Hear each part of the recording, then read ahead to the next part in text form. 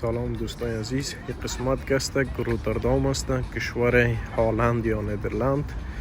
دوستایی که گفته بود یا آدرس برای ما روان کن، ما این قسمت با شما آدرس روان میکنم و این قسمت با شما به معرفی میگیرم. و قدای قسمت است تاکسی های آبی هم است و قسمت پیش میریم وجا تیکت میکنی برای کشتی، قیمتش بسیار ارزان است، 13 یورو تو پرداخت میکنی و بعد از اینکه 13 یورو پرداخت میکنی کشتی است تو را یک دوره میدن که دورش طول میکشه 30 دقیقه یا تا 1 ساعت دیگه میبرید. اینجا بسیار راه دور به دراز است دیگه. این قسمت هم که است جای برای غذاخوری است، مردم دو قسمت ششته و لذت میبرن، یک جای خوب و دیدنی برای تفریح است دیگه. میگه که هر شب که برنج بخوری دلت هم میزنه دیگه. حالا در قسمت جایی که هستی کوشش کنین مقبولی های همه جای ببینین و حالا با ما باشین.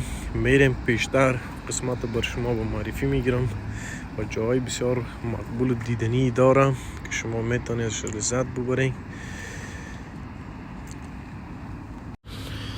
قسمت دور به دراز است ولی دیگه در کامرا قسم من که آنه فکر میکنی او طرف از این طرف تا او طرف او 10 دقیقه راه باشه ولی نه طولانی است. در این قسم که شما میبینین درست در کامرا دیدن نمیتونین، رستوران است.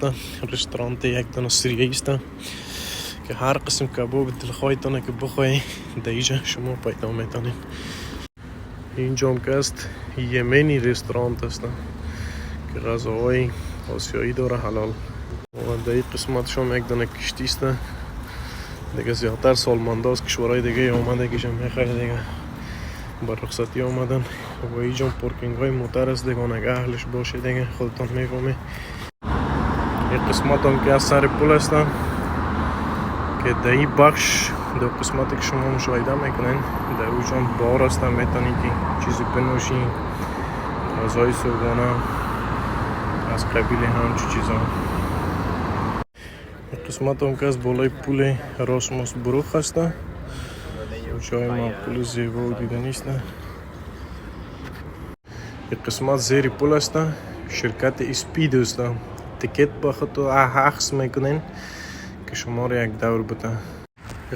این قسمت کشتی های اسپید است، وقتی تیکت اخذ میکنین داخل از این میشینین و شما را یک دور میده و اینجا کاملا امن هستین. جای بسیار هم خوبی است. وقتتان خوش، الله یار مددگارتان.